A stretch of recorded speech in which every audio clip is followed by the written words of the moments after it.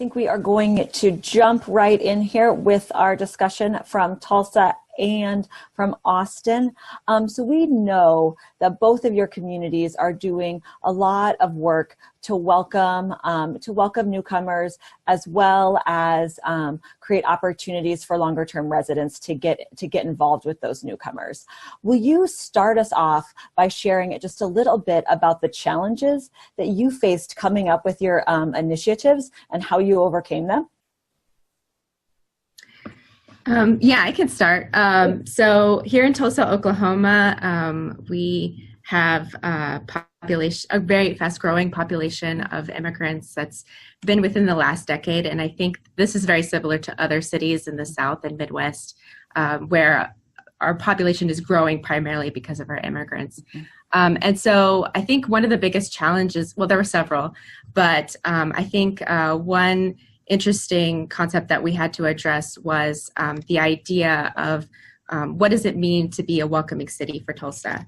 And so having a process in which folks from different political persuasions, from different belief systems coming together, creating a process in which we all come together and come to a shared understanding.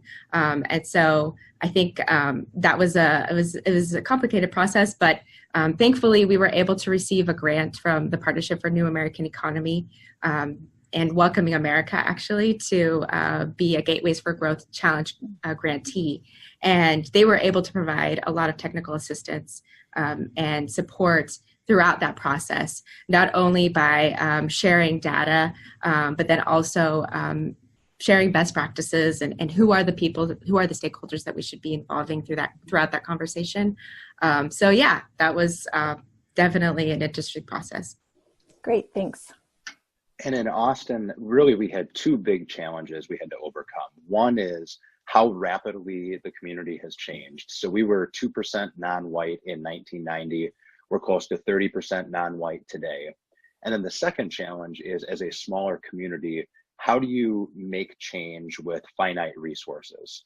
And so we really focused in on 3 steps. Number one is we did a welcoming report where we went out into the community and researched what are the biggest barriers to us becoming a truly welcoming community. And then we spent really 9-10 months sharing and socializing those barriers around the community to build up some awareness.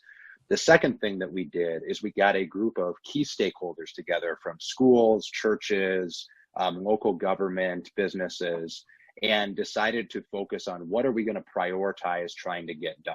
So instead of trying to tackle everything at once, what are the biggest barriers that we want to tackle? And then really doing some ideation sessions around what are some tangible ideas that we have for lowering those barriers.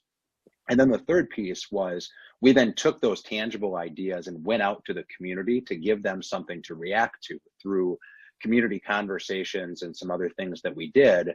And ultimately, our recommendations came down to what the community seemed to have the most energy about. And so that really helped us get buy-in with local government and organizations, because we could say, hey, this was a community-wide process, and these are the 5 or 6 ideas that people seem to really have a lot of passion around. Absolutely. Well, thanks. I think that's a great starting off point for our next question. If you just want to describe briefly 1 or 2 of the very specific programs that you both are working on, and kind of what the overall goal is. What are you hoping to accomplish with those programs?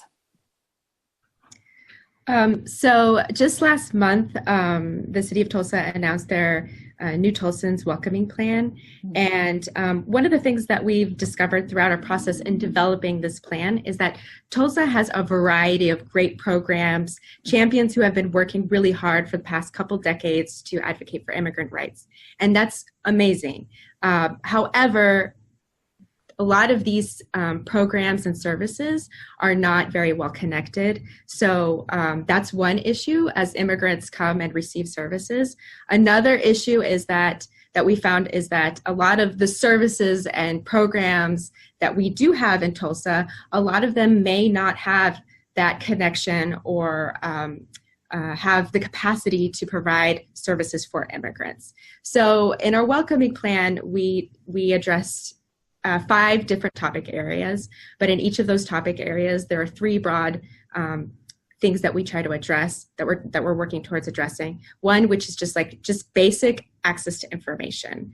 And so a lot of immigrants coming to Tulsa, we've learned, they may have information that's translated in their own language, if that's a good scenario. However, even just when you translate information into another language, just understanding how to navigate our systems is another big barrier. And so in our welcoming plan, we're looking at addressing that. The other issue is expanding professional development to different service providers, educators, direct people who work directly with the community, that could be within our municipal government. And then also looking at how we can create a system where partners are talking with each other. So whether it's the organization that's serving Latin American immigrants is also connected with the organizations that are serving to Burmese immigrants. How can we be leveraging these resources so that when we have these systems, that they're connected, that they're cohesive, and that they help everyone? And then in Austin, really, we narrowed our focus down to 2 key areas that we wanted to get done over the next 5 years, and left a lot of other stuff for, hey, these are nice to haves, but more future. And so we broke down what are the 2 areas that we want to focus in on. And then number 2, we broke those down into what are we going to do over the next 12 months? And then what are we going to do over the next 1 to 5 years? So our first focus area is really about, similar to Tulsa, empowering multicultural leadership. So the key insight that we have there is that allowing all members of the community full access to decision-making, whether it's local government or community organizations, really helps people help themselves in a representative democracy.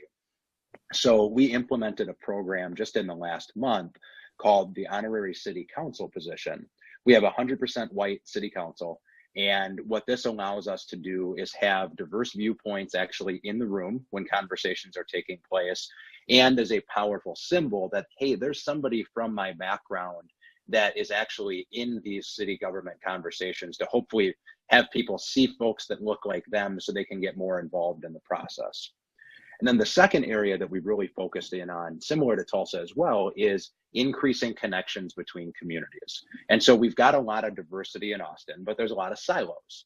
And so with that, we've got a lot of things shorter term, like explore your community events, to actually get people together around things like food and sports and kids that are kind of universal common interests.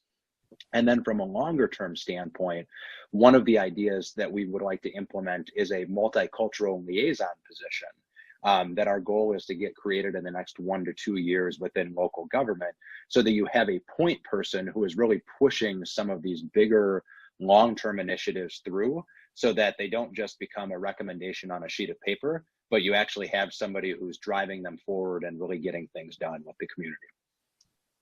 Great, thanks. We have time for one more question. And this one is about successes. So how do you know you're successful or they're having broad positive impact in the community? What's that look like?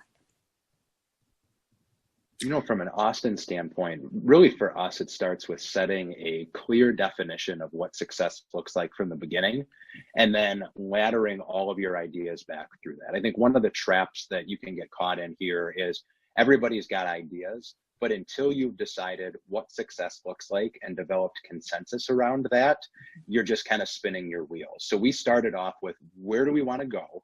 And then we kind of filtered all of our ideas through that. So for example, in terms of empowering multicultural leadership, the consensus definition of success is that we want our local governments and community organizations to reflect the communities that they live in. And we're not there now, but at least we can take 2018 as a base year, and then every year monitor progress of, are we moving closer to that, and what programs seem to be working or not working that we should start or stop doing with that.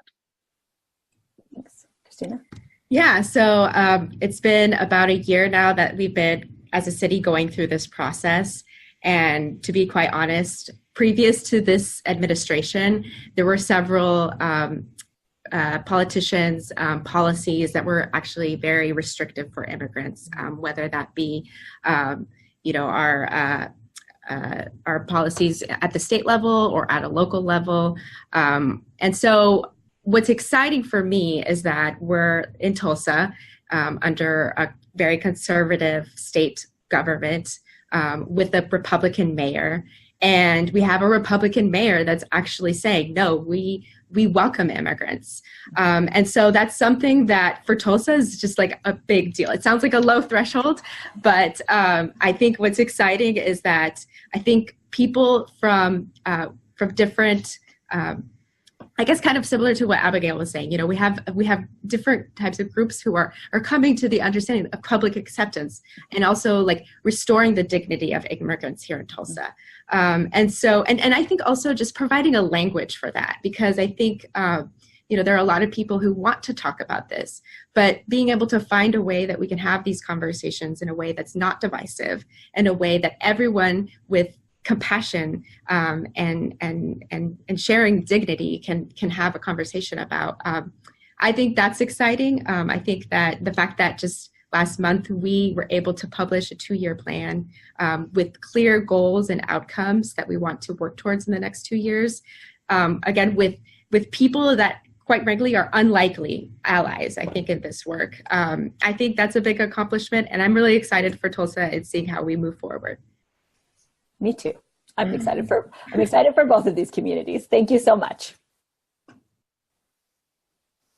And Molly, I just want to reference that on our website, we have the plans from both cities, the strategic welcoming plans, as well as some really valuable resources from Welcoming America. Molly, you just want to briefly describe them? Sure. We have a couple of newer toolkits out. One is about welcoming in rural communities, and then we also have another one that talks about contact building. I believe there's one also about welcoming economies that has some really great information on entrepreneurship and engaging folks on that level. So yes, check them out. There's some great resources there, and we will appreciate the time here today.